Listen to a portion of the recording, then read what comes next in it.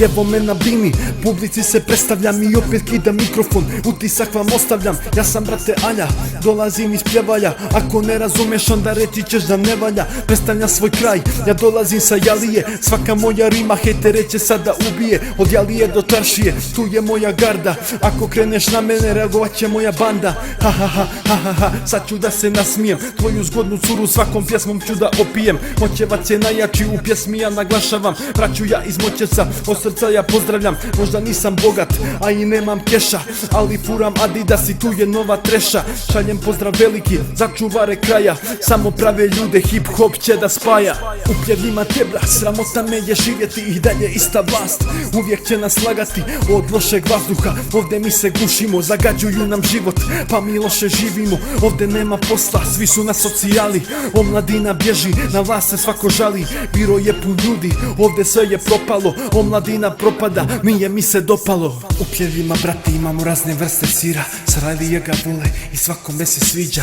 Moj divni grad ima divne ulice, tako zgodne momke i pjevaljske curice. Svako veče Tebra, kroz grad se ja šetam, tako zgodne pjevaljke iskreno ja gledam. Ovdje hvala Bogu, više mržnja ne vlada, svi smo uvijek složni i to se meni dopada. Za Pljevlja moj grad, treba da se borimo i srcem i dušom, Pljevlja nikom ne damo i džamija naša, ovdje je ljudi najljepša. Kada čujem ezan, srce moje uljepša, za Rudar naš klub svaki Pljevljak navija. Rudar je šampion i Rudar uvijek dobija. Kada prođem ulicom vidim Avaks taksira, on je dobar taksista pa ulicama maršira. Šaljem pozdrav veliki za Adisa i Dada, ponos našeg Moćevca i Pljevalja grada. U našem divnom kraju uvijek kruži Murija. Šaljem pozdrav veliki za Trepera Harija, poseban pozdrav dobit će moj komšija Esar Đidić reper koji trake ubija. I ima dobar slikar i sve se njemu poklapa, on je dobar momak, to je Božidar Čabarkapa. I Sijama brat, mi se uvijek družimo, kad je nama vruće na basketu se spržimo.